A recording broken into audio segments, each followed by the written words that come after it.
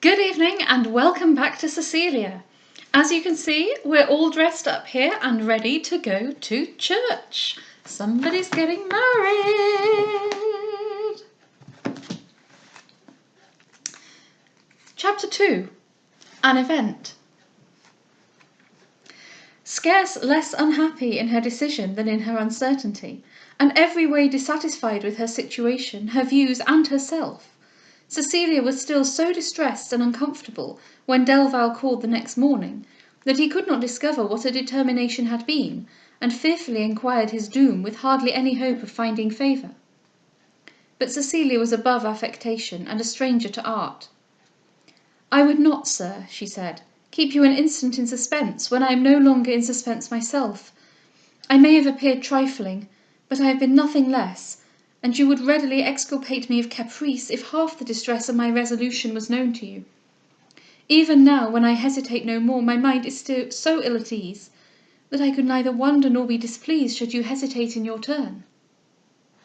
"You hesitate no more?" cried he, almost breathless at the sound of those words. "And is it possible? Oh, my Cecilia, is it possible your resolution is in my favour?" "Alas," cried she, "how little is your reason to rejoice! A dejected and melancholy gift is all you can receive." "Ere I take it, then," cried he, in a voice that spoke joy, pain, and fear all at once in commotion, "tell me, if your reluctance has its origin in me, that I may rather even yet relinquish you, than merely owe your hand to the selfishness of persecution." "Your pride," said she, half smiling, "has some right to be alarmed, though I meant not to alarm it.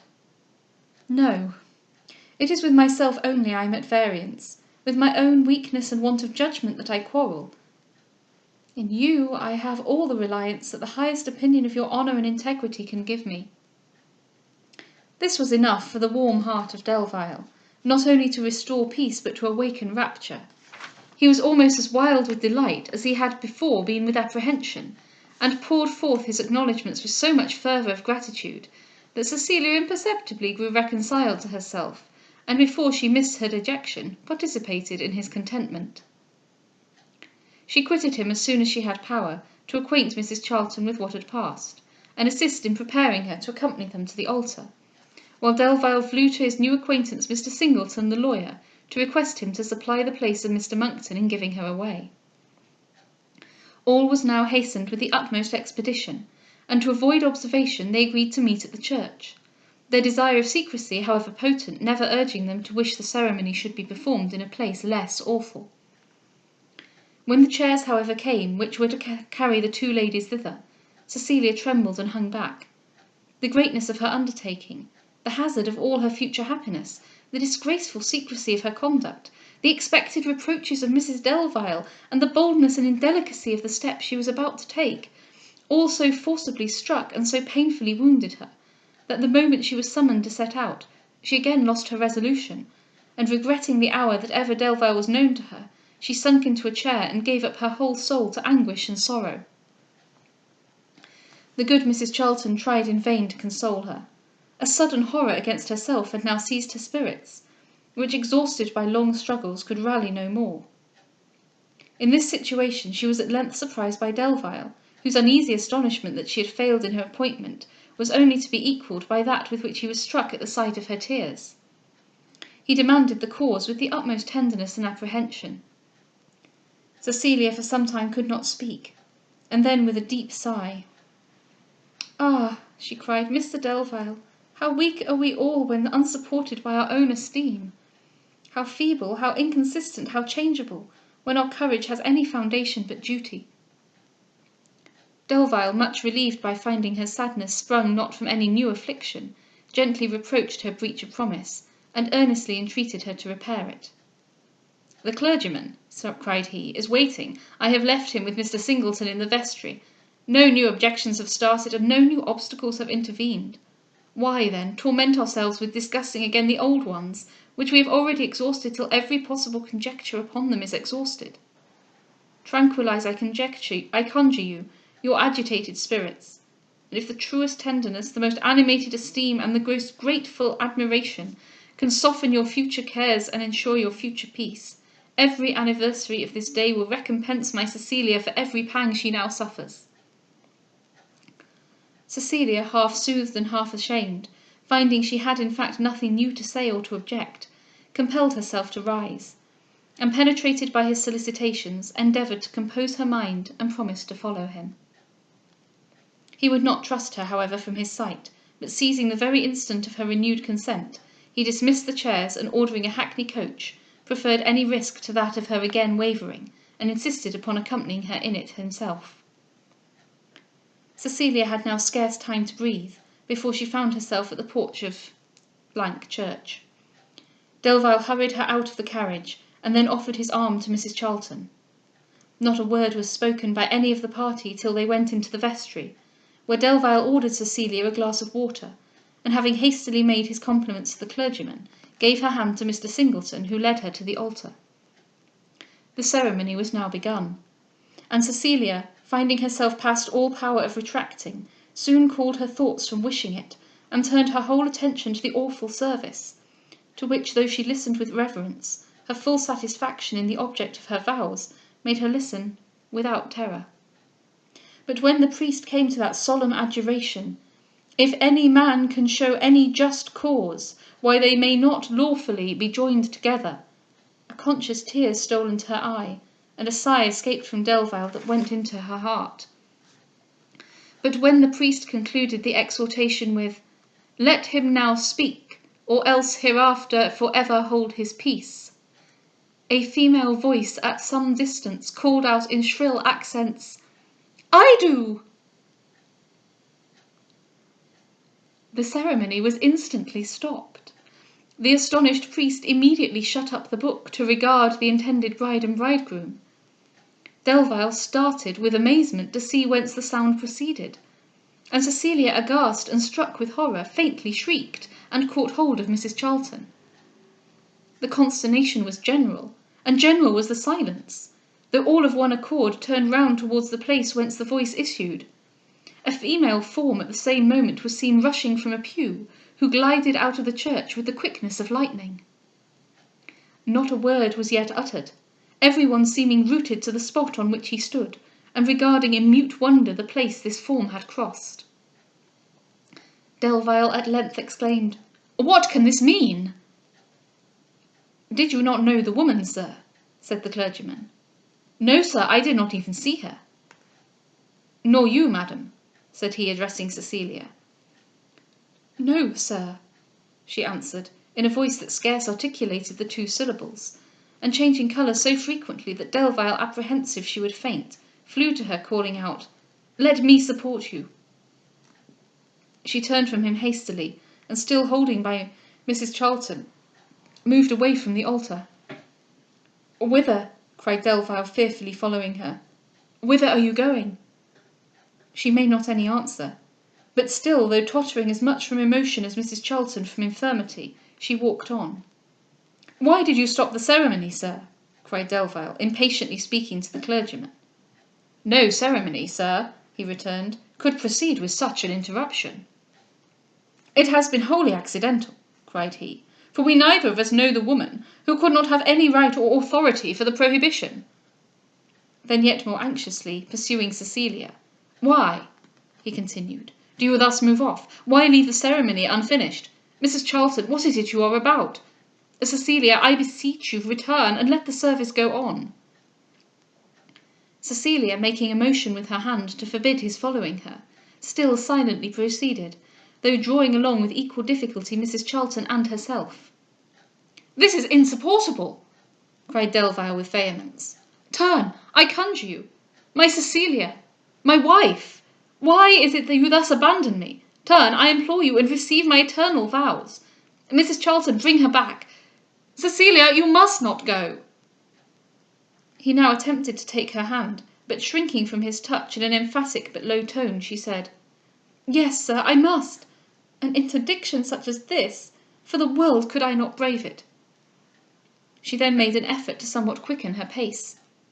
"Where," cried Delvile, half frantic, "where is this infamous woman, this wretch who has thus wantonly destroyed me?" and he rushed out of the church in pursuit of her. The clergyman and Mr. Singleton, who had hitherto been wondering spectators, now came to offer their assistance to Cecilia. She declined any help for herself, but gladly accepted their services for Mrs. Charlton, who, thunderstruck by all that had passed, seemed almost robbed of her faculties. Mr. Singleton proposed calling a hackney coach. She consented, and they stopped for it at the church porch. The clergyman now began to inquire of the pew-opener what she knew of the woman, who she was, and how she had got into the church. She knew of her, she answered, nothing, but that she had come in to early prayers, and she supposed she had hid herself in a pew when they were over, as she had thought the church entirely empty. A hackney coach now drew up, and while the gentlemen were assisting Mrs. Charlton into it, Delvile returned. "I have pursued and inquired," cried he, "in vain. I can neither discover nor hear of her. But what is all this? Whither are you going? What does this coach do here? Mrs. Charlton, why do you get into it? Cecilia, what are you doing?" Cecilia turned away from him in silence. The shock she had received took from her all power of speech, while amazement and terror deprived her even of relief from tears. She believed Delvile to blame, though she knew not in what, but the obscurity of her fears served only to render them more dreadful. She was now getting into the coach herself, but Delvile, who could neither brook her displeasure nor endure her departure, forcibly caught her hand and called out, "You are mine! You are my wife! I will part with you no more, and go whitherso you will, I will follow and claim you." "Stop me not," cried she, impatiently though faintly. "I am sick, I am ill already. If you detain me any longer, I shall be unable to support myself." "Oh, then rest on me," cried he, still holding her. "Rest but upon me till the ceremony is over. You will drive me to despair and to madness if you leave me in this barbarous manner." A crowd now began to gather, and the words bride and bridegroom reached the ears of Cecilia, who, half dead with shame, with fear, and with distress, hastily said, "You are determined to make me miserable." And snatching away her hand, which Delvile at those words could no longer hold, she threw herself into the carriage. Delvile, however, jumped in after her, and with an air of authority ordered the coachman to Pall Mall, and then drew up the glasses with a look of fierceness at the mob. Cecilia had neither spirits nor power to resist him, yet offended by his violence and shocked to be thus publicly pursued by him, her look spoke a resentment far more mortifying than any verbal reproach. "Inhuman Cecilia!" cried he passionately, "to desert me at the very altar, to cast me off at the instant the most sacred rites were uniting us, and then thus to look at me, to treat me with this disdain at a time of such distraction, to scorn me thus injuriously at the moment you unjustly abandoned me." "To how dreadful a scene," said Cecilia, recovering from her consternation, "have you exposed me? To what shame, what indignity, what irreparable disgrace!" "Oh Heaven!" cried he with horror, "if any crime, any offence of mine has occasioned this fatal blow, the whole world holds not a wretch so culpable as myself, nor one who will sooner allow the justice of your rigour. My veneration for you has ever equalled my affection, and could I think it was through me you have suffered any indignity, I should soon abhor myself as you seem to abhor me. But what is it I have done? How have I thus incensed you? By what action, by what guilt, have I incurred this displeasure?" "Whence," cried she, "came that voice which still vibrates in my ear? The prohibition could not be on my account, since none to whom I am known have either right or interest in even wishing it." "What an inference is this! Over me, then, do you conclude this woman had any power?" Here they stopped at the lodgings. Delvile handed both the ladies out. Cecilia, eager to avoid his importunities, and dreadfully disturbed, hastily ran past him, and ran up the stairs, but Mrs. Charlton refused not his arm, on which she leant till they reached the drawing-room. Cecilia then rang the bell for her servant, and gave orders that a post-chaise might be sent for immediately. Delvile now felt offended in his turn, but suppressing his vehemence, he gravely and quietly said, "Determined as you are to leave me, indifferent to my peace and incredulous of my word, deign at least before we part to be more explicit in your accusation. and tell me if indeed it is possible you can suspect that the wretch who broke off the ceremony had ever from me received provocation for such an action." "I know not what to suspect," said Cecilia, "where everything is thus involved in obscurity. But I must own I should have some difficulty to think those words the effect of chance, or to credit that their speaker was concealed without design." "You are right then, madam," cried he resentfully, "to discard me, to treat me with contempt, to banish me without repugnance, since I see you believe me capable of duplicity, and imagine I am better informed in this affair than I appear to be. You have said I shall make you miserable. No, madam, no. Your happiness and misery depend not upon one who you hold so worthless." "On whatever they depend," said Cecilia, "I am too little at ease for discussion. I would no more be daring than superstitious, but none of our proceedings have prospered, and since their privacy has always been contrary both to my judgment and to my principles, I know not how to repine at a failure I cannot think unmerited. Mrs Charlton, our chaise is coming. You will be ready, I hope, to set off in it directly." Delvile, too angry to trust himself to speak, now walked about the room, and endeavoured to calm himself; but so little was his success, that though silent till the chaise was announced, when he heard that dreaded sound, and saw Cecilia steady in her purpose of departing, he was so much shocked and afflicted, that clasping his hands in a transport of passion and grief, he exclaimed, "This, then, Cecilia, is your faith! This is the felicity you bid me hope! This is the recompense of my sufferings and the performance of your engagement!"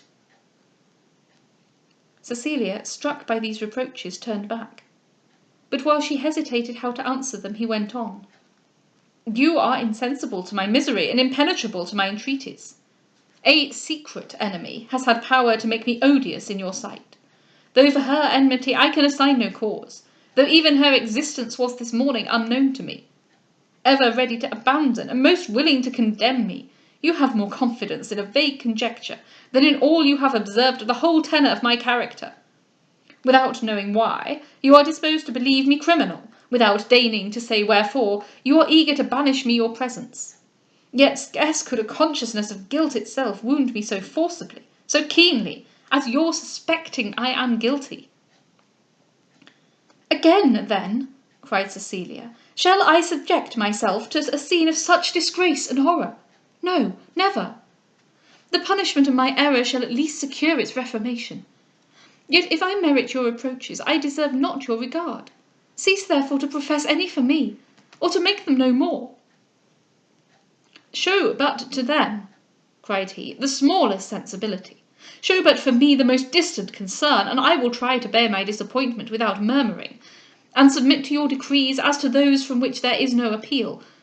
But to wound without deigning even to look at what you destroy, to shoot at random those arrows that are pointed with poison, to see them fasten on the heart and corrode its vital functions, yet look on without compunction, or turn away with cold disdain, oh, where is the candour I thought lodged in Cecilia? Where the justice, the equity, I believed a part of herself?" "After all that has passed," said Cecilia, sensibly touched by his distress, "I expected not these complaints, nor that from me any assurances would be wanted. Yet if it will quiet your mind, if it will better reconcile you to our separation—" "Oh, fatal prelude!" interrupted he. "What on earth can quiet my mind that leads to our separation? Give to me no condescension with any such view. Preserve your indifference, preserve in your coldness, triumph still in your power of inspiring those feelings you can never return. Everything is more supportable than to talk of our separation." "Yet how," cried she, "parted, torn asunder as we have been, how is it now to be avoided?" "Trust in my honour. Show me but the confidence which I will venture to say I deserve, and then will that union no longer be impeded, which in future I am certain will never be repented." "Good heaven, what a request! Faith so implicit would be frenzy." "You doubt, then, my integrity? You suspect—" "Indeed I do not. Yet in a case of such importance, what ought to guide me but my own reason, my own conscience, my own sense of right? Pain me not therefore with reproaches.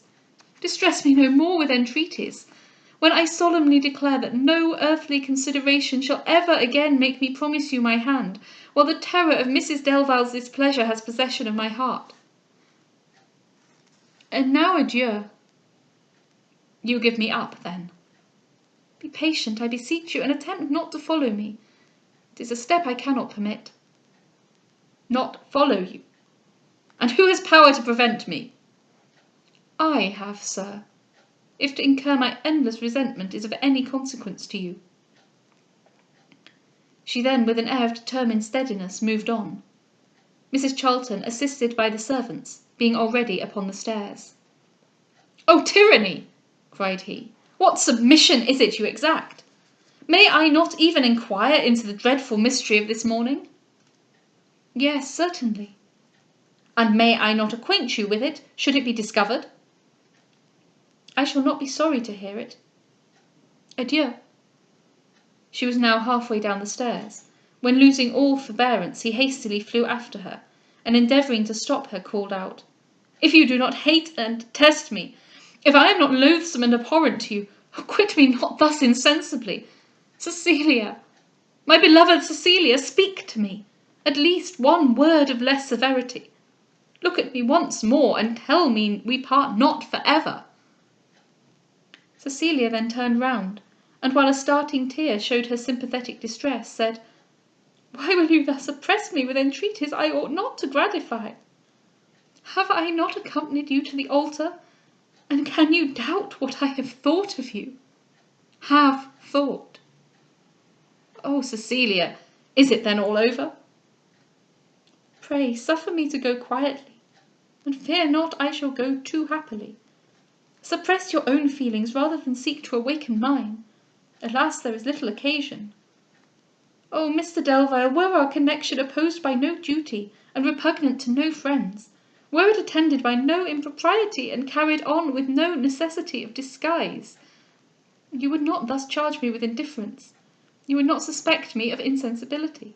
Oh no, the choice of my heart would then be its glory, and all I now blush to feel I should openly and with pride acknowledge." She then hurried to the chaise, Delvile pursuing her with thanks and blessings, and gratefully assuring her, as he handed her into it, that he would obey all her injunctions, and not even attempt to see her, till he could bring her some intelligence concerning the morning's transaction. The chaise then drove off.